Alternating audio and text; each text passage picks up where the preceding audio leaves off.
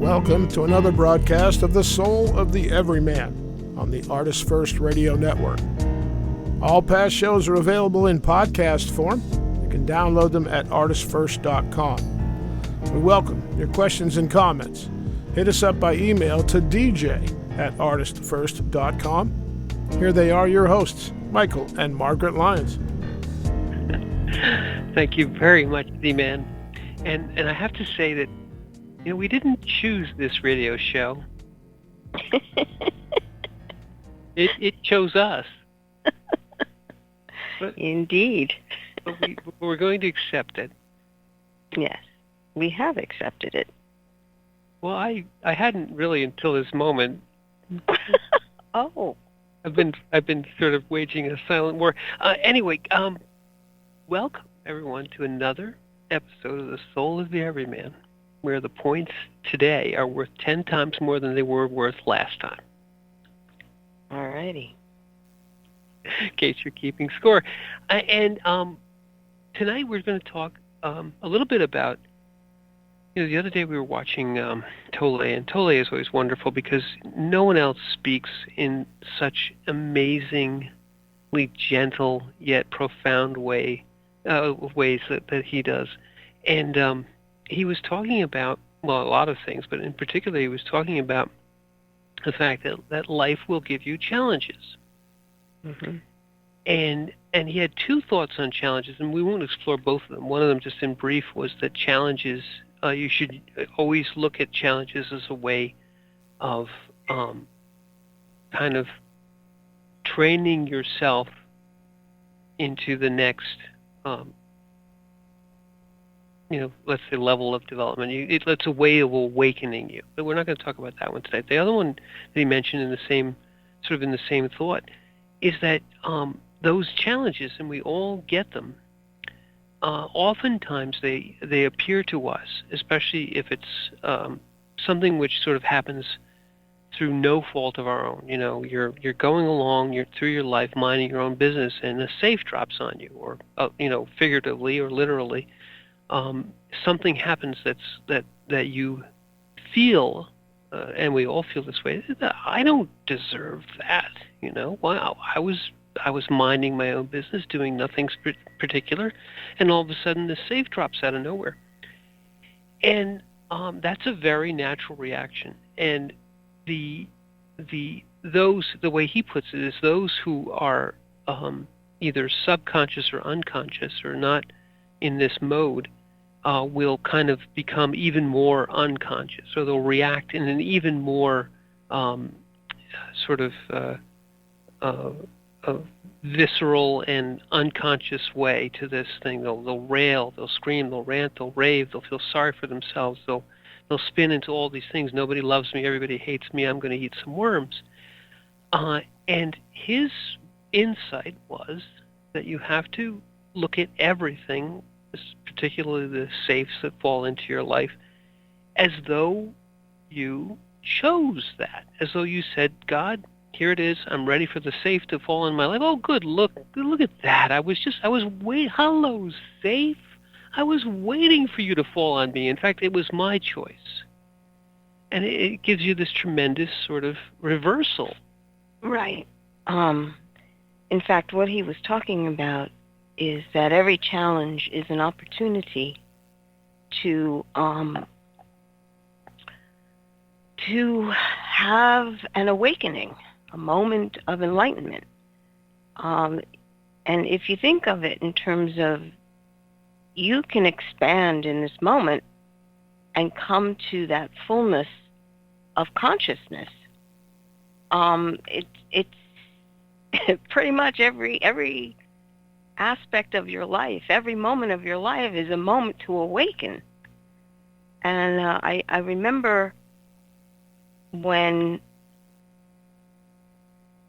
there was a description people were giving about monks in Buddhism, and what they said was that, they just seem to be sitting there. Just sitting there. Yeah.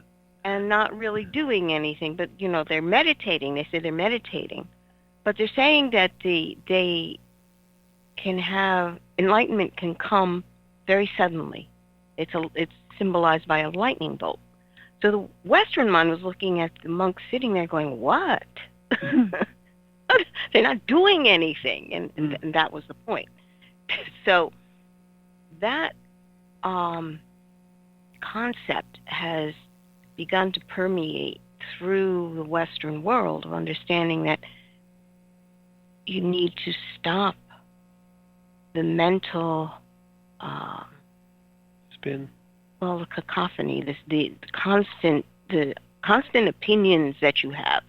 Have you ever thought, just listen to every opinion that ever passed through your head? It's just amazing. You can fill notebooks of these random thoughts that just you broke down every single one.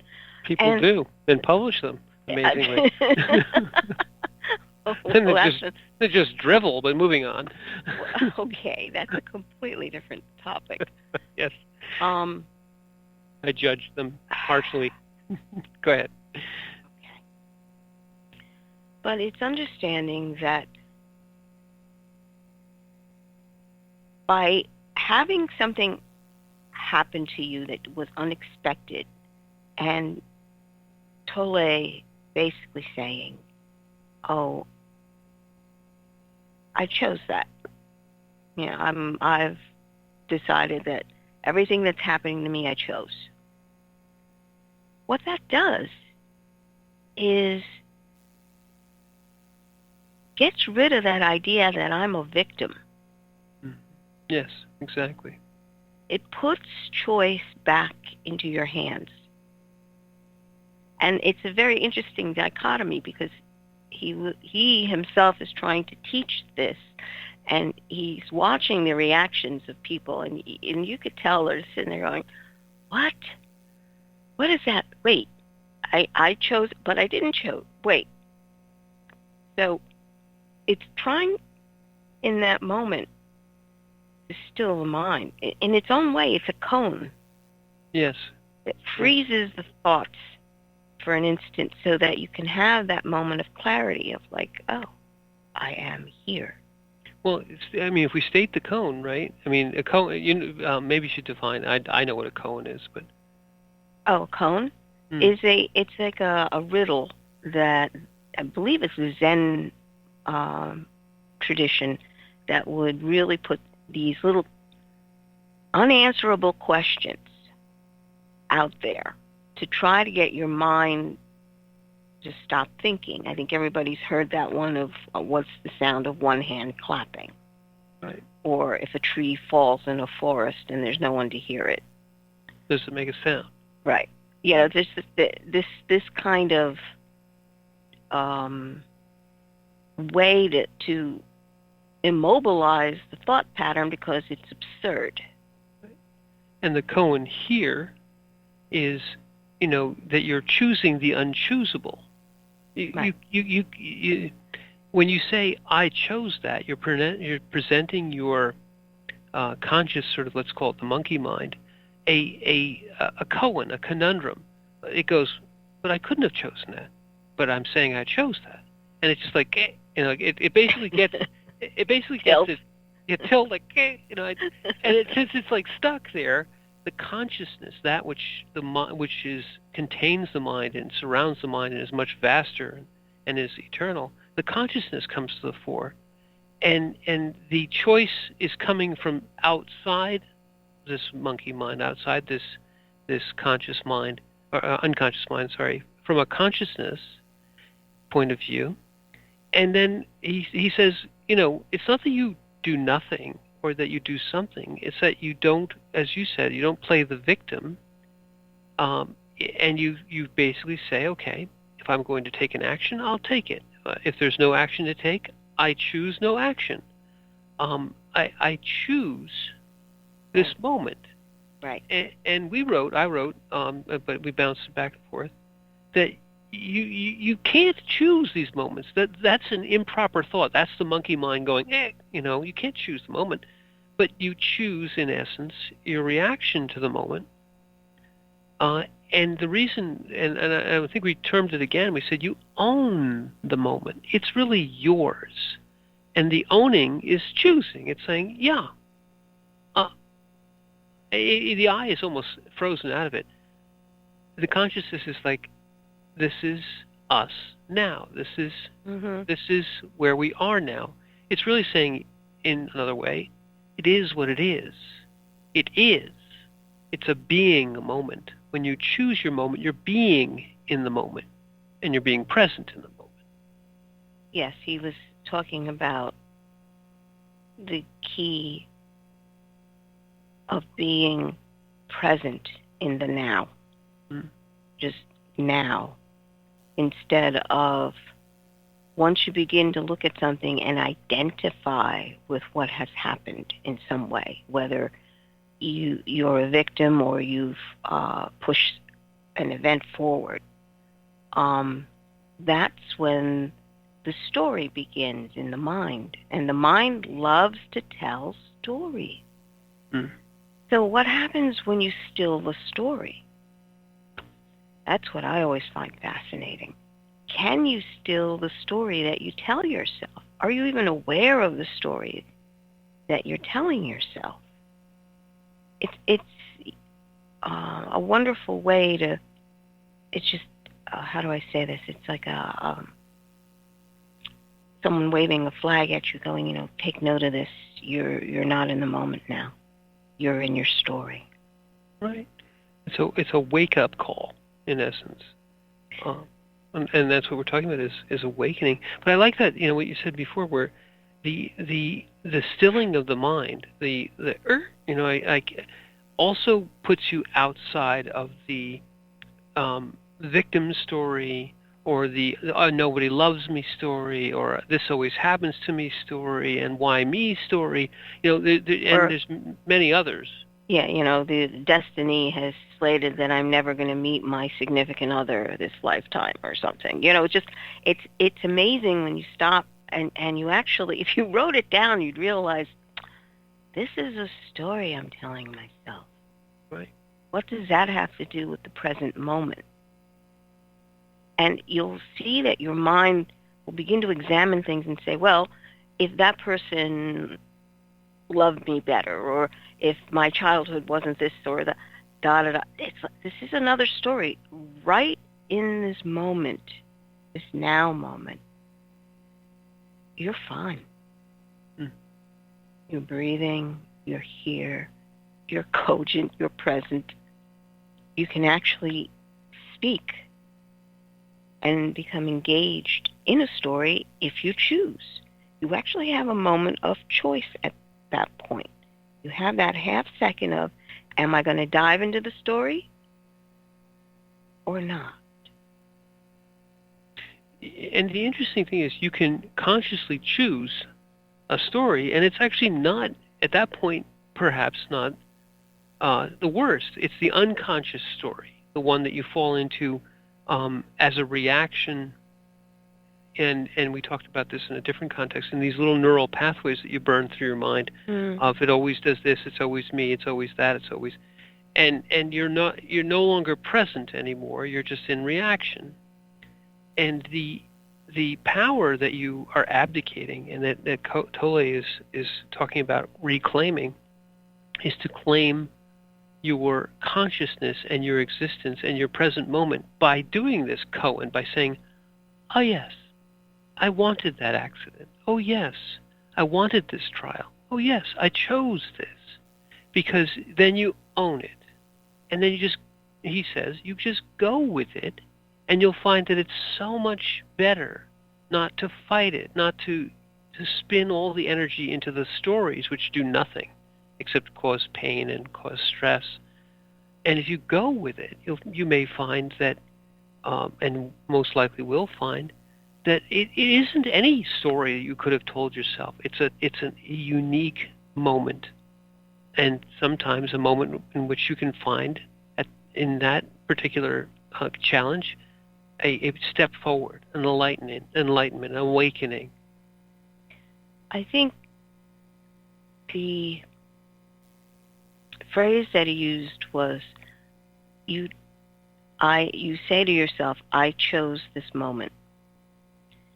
And you have to, when you look at that statement, you can the story you tell yourself will be sitting there going, no, wait, I didn't choose this. But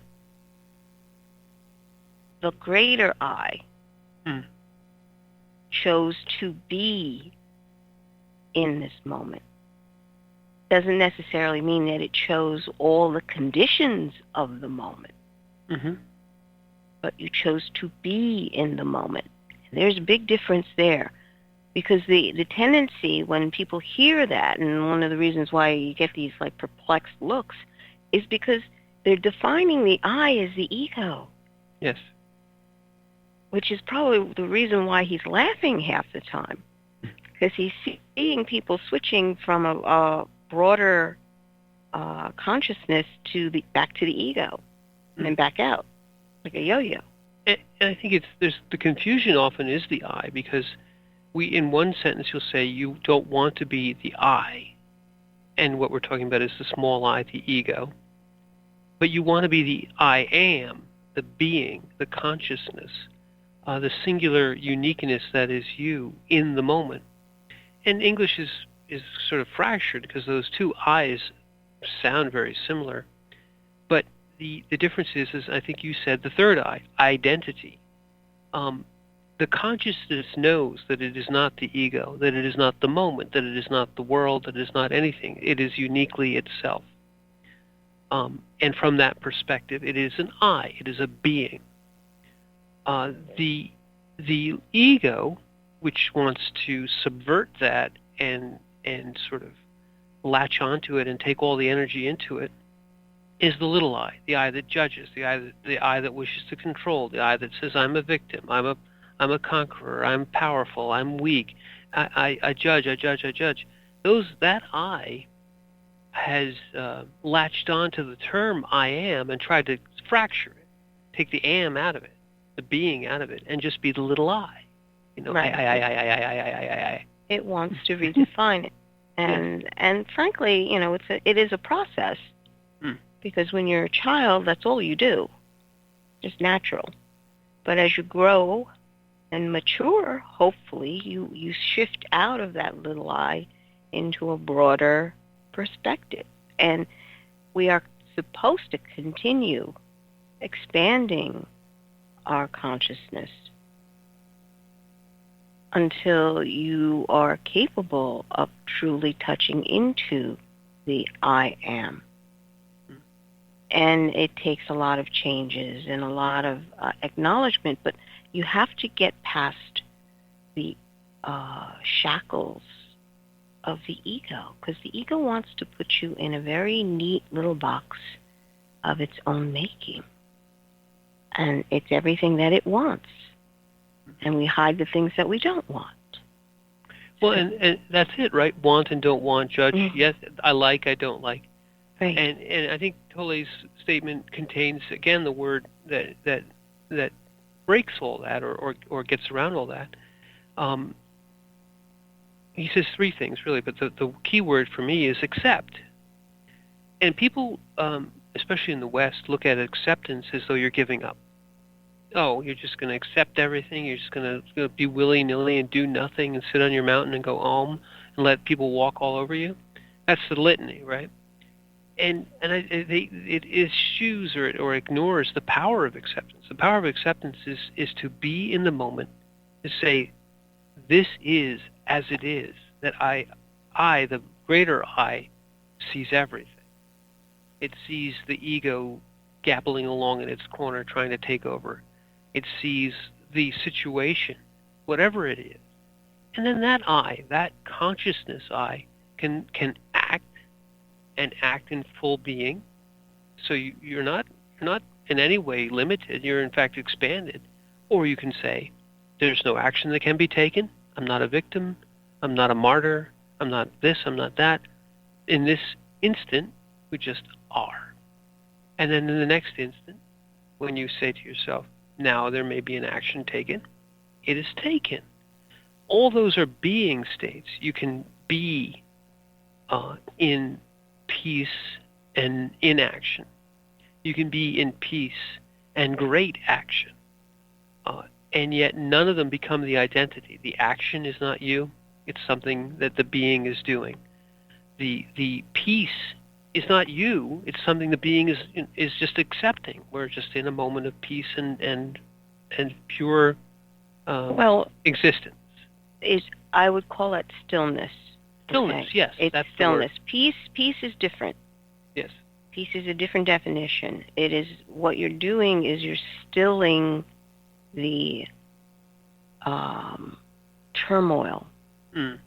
that your thoughts or emotions can bring up. And peace is a state. So I would separate those two. I agree. There's stillness, action, and all can be done in peace. Yes, because peace is the balance point. Yes. And just as a side note, the ego, no matter what, the ego is not at peace.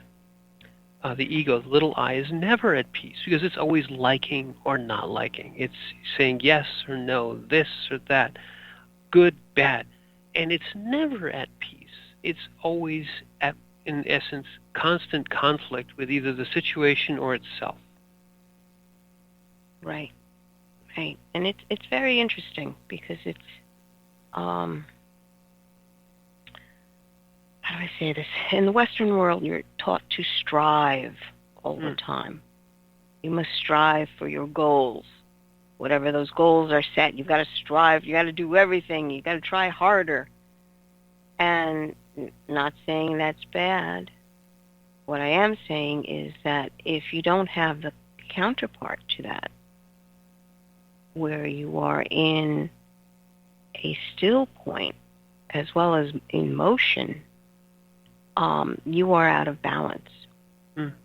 Because the constant motion is not what the physical body was meant for. Coming back to understanding that there's a harmony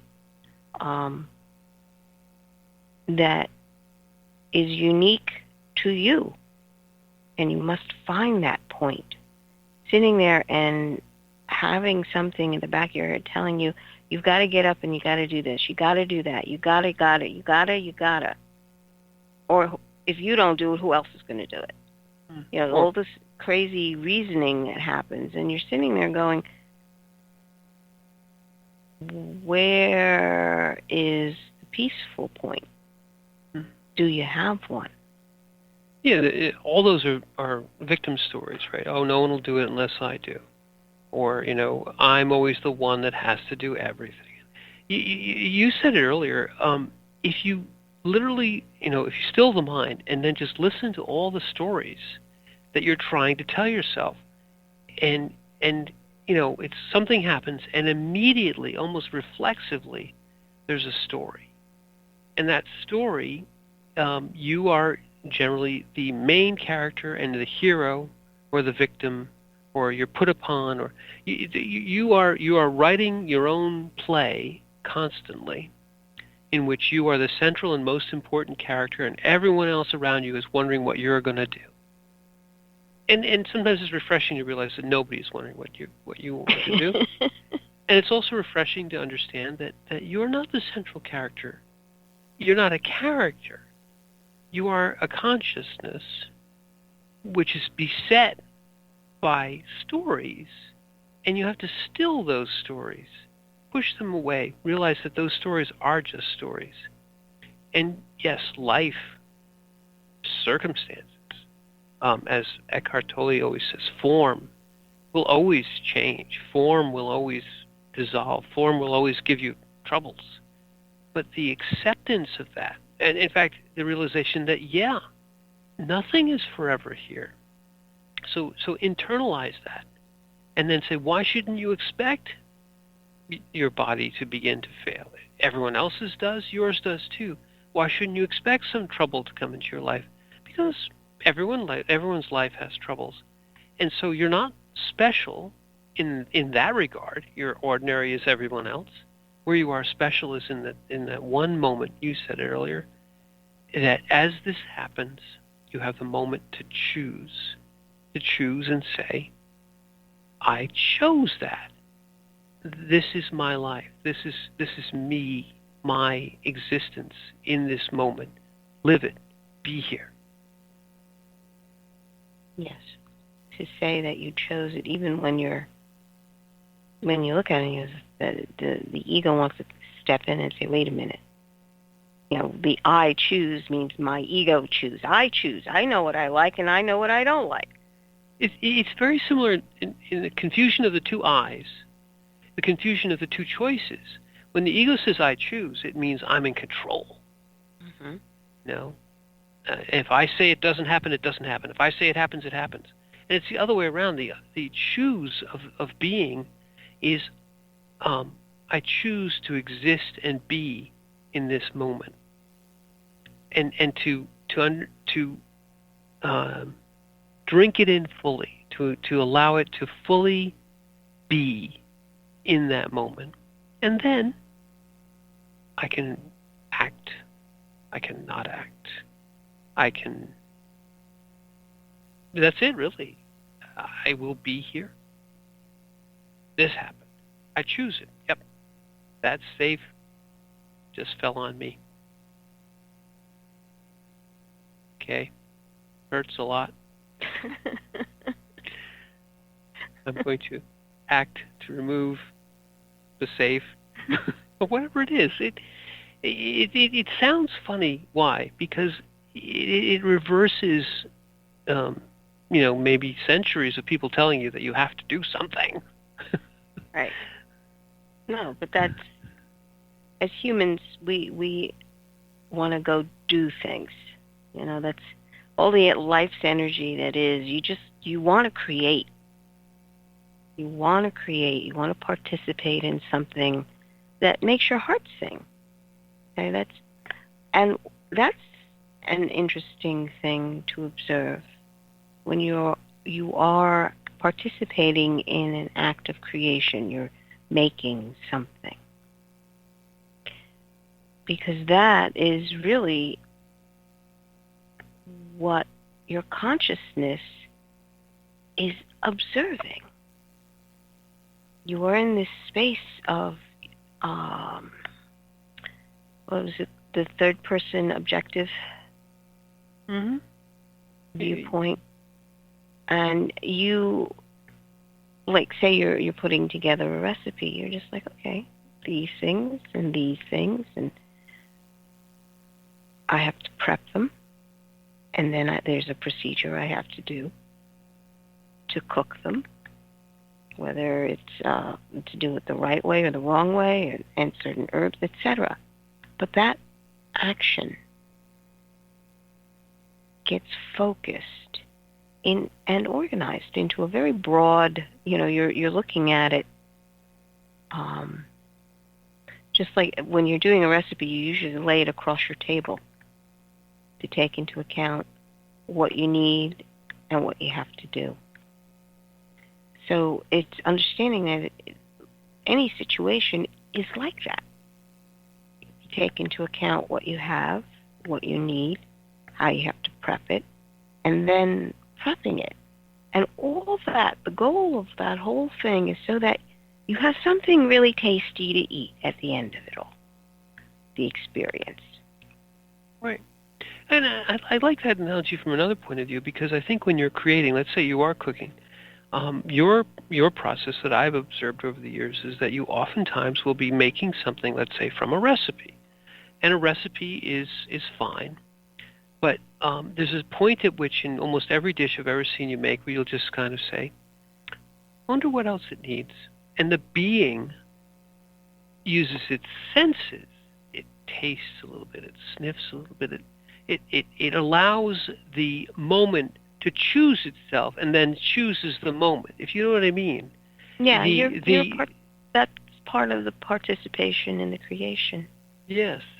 There's a I ego creation, which is very much I. But then the I ego, if it steps back and takes itself out of there and says, what does this thing, which is I am bringing into existence or helping to bring into existence, what does it need? You're asking the dish, what do you need? The dish is not an entity, but yet it has a a resonance. It has a frequency. It has a rightness to it, which is not judgment.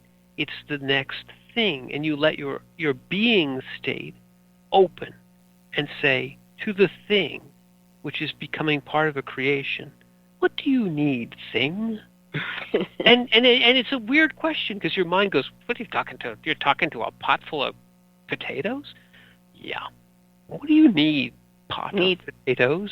Well, you I hear you say parsley.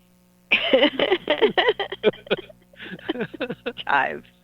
No, but that's it. You will hear, if you open yourself up to that. You say, what do you need, paragraph, when you're writing something, and the paragraph will say, I need a better verb.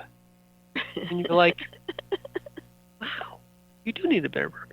You know what we need? We need a little break, because we've gone over. So let's accept that we've gone over, and go back to the studio in acceptance, and we'll be coming back on the other side, choosing to come back.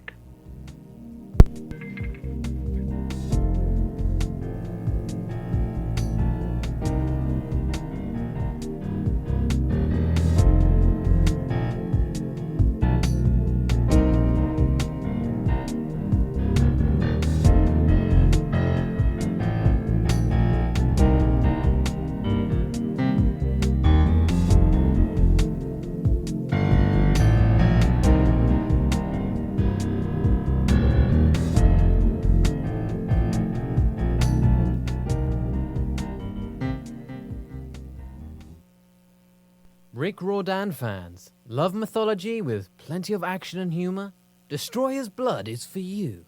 The new fantasy novel by award-winning author Michael Lynes is book 1 of the adventures of Devkalion, the Blood series. Follow Dev and his magic sword Betrayer as they are suddenly attacked and forced to return to Olympus to fight in a war they want no part in. The world of men and gods is about to be destroyed by Zeus's ancient foe, and only Dev and Trey can stop him. The conflict never stops, and the amazing twist will have you on the edge of your seat. Act now while the ebook is on sale for only 99 cents. Destroyer's Blood is available on Amazon.com, Barnes & Noble, iTunes, Kobo, and fine e-tailers everywhere. And while you're there, get the free prequel, It's in the Blood, available for a limited time. The Fat Man Gets Out of Bed is the latest book from Michael Lynes, the award-winning author of There is a Reaper. Featuring 13 original stories, this wide-ranging collection has everything. Forbidden love, gods versus demigods, weird invading aliens, sexy seductive artificial intelligence, and unusual passion between the living and the dead. All set amidst fantastic worlds of pain and loss and boundless joy. From the sublime to the macabre to the bittersweet, The Fat Man Gets Out of Bed will leave you breathless with laughter, brimming with tears, trembling with suspense. Available now on Amazon.com, Google Play, iTunes, Kobo, and fine e-tailers everywhere. Hi, this is Hannah Ruth from the band Wild Hum. Check out our new Americana Soul CD, Wild Hum, at our website, wildhum.music.com. And you are listening to the ArtistFirst Radio Network. Thank you. There is a Reaper is the story of 5-year-old Christopher Aaron and his life-changing struggle with leukemia. Winner of both the Indie Bragg Medallion as well as the reader's favorite silver medal for memoir, There is a Reaper has more than 100 Amazon book reviews and a 5-star rating. It has been described as life-changing, spiritual, a must-read. Just released on Audible and iTunes, this memoir is also available in paperback and on Amazon Kindle for only 99 cents. Get your copy of this life-changing memoir today. The wait is over. First Blood, Book 2 of the Blood series is out.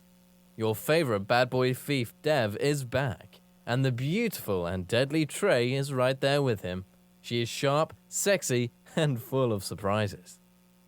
Their adventures continue as a new power arises to threaten the world. The heart of creation is under attack, and time is definitely not on their side as they battle against their enemies' undead hordes. Can they unlock the hidden power that can defeat him, or will his forces draw first blood? Get all 3 installments in the series. Book 0, It's in the Blood.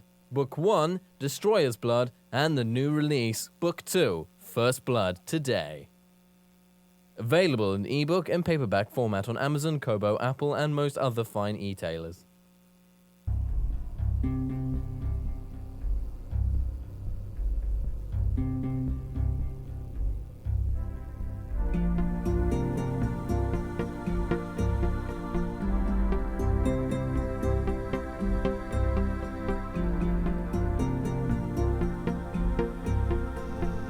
You are listening to The Soul of the Everyman on the ArtistFirst Radio Network. Back to your hosts, Michael and Margaret Lines. And we're so glad you chose to come back. Mm. We're not really. I know. I mean, we are glad. We're so glad that you chose to come back. And what we're talking about this evening is in essence that sort of a choice. Maybe some of the confusion, and we've been talking a little bit in the last half hour about some of the confusion. There's the little I and the vast greater I, the I of being. And we could say the I and the I am. But I think choose is another word which people get hung up on. Because when we talk about choosing, we're literally saying, well, I'm going to pick this flavor of ice cream. I chose chocolate, whatever. And I didn't choose vanilla, or I didn't choose all the other ones.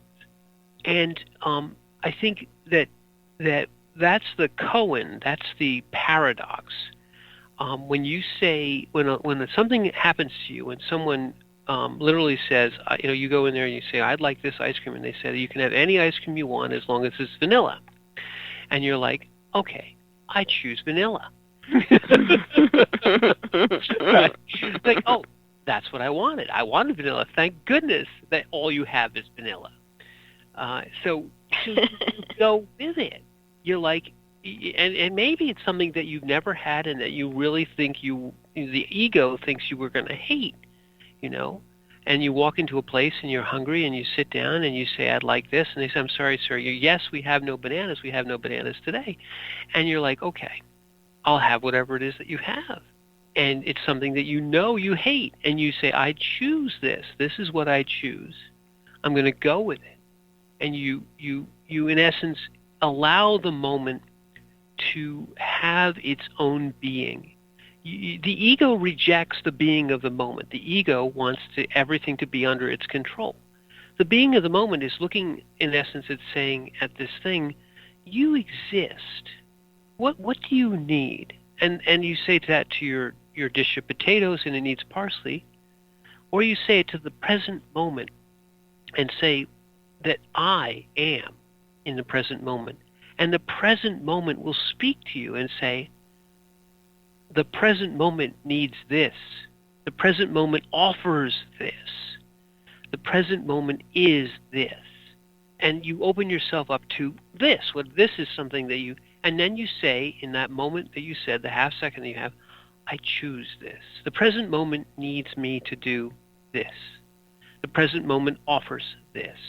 The present moment, it requires whatever. And you just say, I choose this, which means I accept the present moment. I won't reject it. I won't fight against it. I won't tell a billion stories about it. I accept it. And then maybe the present moment requires great and strenuous action. Maybe it requires you to be a hero. Maybe it's whispering to you of a great opportunity, of a great trial, whatever it is. You accept it. You allow the present moment to be, which means you move into it. You exist within it. It will both change you and allow you to change it, because that's what moments are. They're places where you can do things or be changed by things. Your acceptance is not that things don't happen. It's not like we're sitting on a mountaintop and nothing's happening. No, your acceptance is, I allow anything. It's a very frightening moment if you allow yourself to be frightened, because anything can happen once you accept the moment. Oh my gosh, anything could happen. Yeah, That's the truth. That's the truth. Accepting the present moment is the most exciting thing. It's the most exciting carnival ride in the world. Like, oh my God, anything could happen. And you go, I accept that. And you go, well, that's. And if you even if you say that to yourself just right now, just say to yourself, when you're sitting there in your living room and doing nothing, you say, "I accept the present moment," and you're like, "Wow, that's scary," because you're not telling a story about it. And anything could happen. Meteor could crash through the roof and kill you, and you'd have to say, "I chose that." It's funny, but the present moment. We used to say, through all of our trials, and we've had many, that yes, all these things might happen, but right now is good.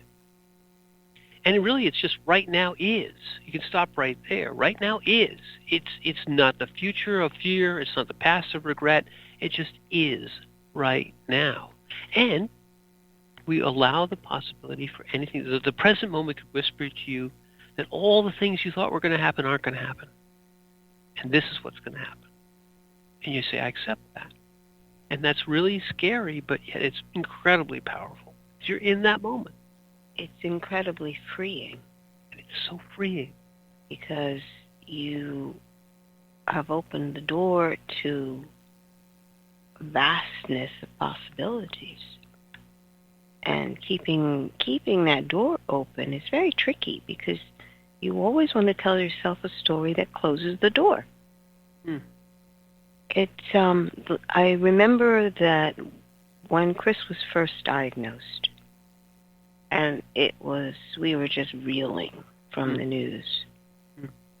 But there was a point where I remember saying to myself, okay, this is all beyond me.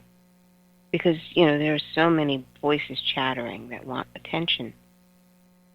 But you realize you are on ground that is not only, you've never been on this ground before, never been here before, you have no ground to stand on. There's nothing that you can do that can change that diagnosis. Can't just pretend it doesn't exist. Although the ego would love to. Well, it's the ego at that point, and I think I've said this before, this is the only time the mental aspect, my mind or my reasoning part, had nothing to say. It had nothing to give to try to solve the problem. And this silence was so stark. It was more empty than like when you yell down into a ravine and you hear your echo. It was nothing. No echo. No crickets. Nothing. Nothing. And that's when the consciousness came forward and said, well, okay, let's start here. And starting here meant that you basically took whatever has been given to you in that moment and take it all in, and this is where you start. And that's the other thing. I could not allow that mental aspect to come back in, because it would tear your soul apart. It was thinking so many things, so many possibilities, wants to cast blame on somebody else, or, it can't be my kid. Denial. All sorts of things. It just, and you're watching that, the other part of you that says, okay, we'll take things as they are right now, was watching that part just spinning all over the place. And I just remember saying to myself, well, that's useless. That doesn't change a bloody thing, going after possibilities like that. We got to deal with what's happening now. And what was happening now was that he was sick and he needed help. That's in small for us.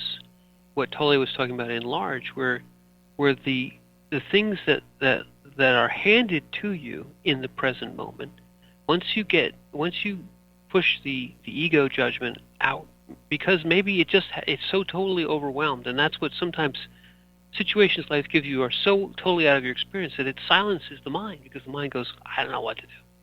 And it just shuts up. It was so completely frozen, and I honestly never really experienced that Yeah. In my adult life. And once I did, it was like, well, okay, we start here, and I'm going to have to draw on something very deep within me that I know that God has put there and has brought us through before. It becomes an awakening. Mm-hmm. Well, you understand that your spirit is so vast at that point. When that silence is there, you're just like, well, okay. Now you become aware. All your consciousness goes into the awareness of that moment, and you realize how vast that moment actually is, and the life force that permeates it. This would not exist unless the life force was present. Hey, if I put a fine point on it, because you're exactly right, but in essence, when the ego is shut down like that, and it's like all of a sudden you realize the ego is gone, or it's completely paralyzed, yet I am still here. So when you live entirely in the ego wants to tell you that this is all there is, and if the ego shuts down, you're done, you're gone, you might as well stop existing. And when the ego actually is shut down by something as overwhelming as this, and it happens not just to us, but to many, in that moment, consciousness arises, because consciousness has just been sitting there waiting, letting the ego just run all around like a crazy thing, saying, it's just the ego, what can I do about it? Once the ego is gone, and the consciousness says, oh, God, I thought he'd never shut up. And it rises, and it says, yeah, now we can see that the ego was just this rabid mouse in the corner going on and on and on. And when it's finally paralyzed, the rest of us goes, God, I'm glad he shut up. I was waiting for that thing to stop talking so I could have a moment of breath. If you live completely that way, yeah, that's pretty much what happens. Yeah. Because ego will tell you that there was always something else you can do to solve the problem. Just listen to me. I have all the answers. Exactly. And, we got to a point where it had no answers whatsoever, which was just amazing. But what happened was you had people surrounding you with their egos telling you that you have to listen to them because they know what the answer is. And with the cooperation of your ego, the ego's like, okay, we'll find someone else with an ego to tell us what to do.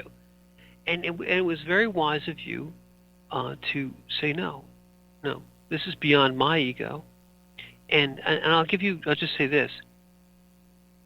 You were so well trained and so immersed in the scientific method that you could look at these other egos and say, you don't know any more than I do.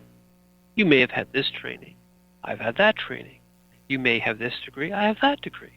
Okay, we're in the same boat. All you're saying to me is more ego gabble. It was an awakening moment. You awakened into a consciousness and said, yeah, all right, my ego gabble doesn't know what to do, but I'm looking at you and your ego gabble with all your nonsense. You don't know what to do either. And if you, in that present moment, you hear them say it, but they say it so quickly. They try to move past it very quickly. They try to say, oh, no, but we can do this. And the ego likes to latch onto, we can do this. But you heard, I don't know what I'm talking about either. And you said, okay, you're silent. You're silent. You're silent. Silence them all. They're all they're all there still, yapping away. But they're all silenced behind a wall of awakened existence. And then you have that moment to go, this is where we are now. We need to listen to the moment. We need to be in the moment. And it is at that point where you realize what the little Chinese man had told us in the restaurant. Yes. If it's you, it's you. In other words, everyone else has a story that they want to tell you about what you should be doing, but it's not them. So it basically meant, no, I am in this moment, and it's only I in this moment. They are not with me making decisions in this moment, or caring for a sick child, or trying to stop bleeding that could very well, just on the edge. Your child's on the edge of living, and they have no idea. They're so terrified of the present moment that they keep throwing the ego in front as if this is a solution. And I always appreciated the ones that just basically said, I have no idea what you're going through. I have nothing to say, but can I hug you? Can I be with you? Right. Yeah. And that buoys up the spirit, because the care is there. The love is there. The love is the only thing that can communicate and actually help a person in dire need. And people, have a tendency to say, oh, no, well, I can't. I say, no, you don't understand. The caring, really caring for an individual in that moment opens the soul and the spirit up to God's grace. And in that moment, that half a breath, suddenly it's like, thank you. Thank you. You touched my heart, and I appreciate that. And they're being with you. I did want to say the now it's how many years later, decades later, the little Chinese man, whom we refer to, it was a restaurateur, and he appeared out of nowhere and he disappeared into nowhere. It was an instant in time, and he handed us one phrase of, in essence, wisdom, and vanished. I mean, he didn't actually vanish in a puff of smoke, but he vanished out of our lives. But that one phrase was so of the moment and in the moment. If it's you, it's you. And if it's not you, it's not you. And he's just like, poof, gone. Well, you see, isn't that interesting? That's the story you're telling yourself. Well, no, I agree. It is a story. But the point is that wisdom, that peace, was a very being thing to say that he said, that he shared in our moment. In essence, saying that you're in a moment now. Be there. If it's you, it's you. If it's not you, it's not you. But that's the moment. You don't have to decide. It just is. And he did that out of compassion. And out of great insight. Do you remember why? Why he said that? Mm-hmm. Well, I thought we were in the restaurant and we were alone, and he was coming up to us, and we had shared a little bit of the story with him just out of, he basically, we were like the only people in there. And he just kind of gave us that phrase.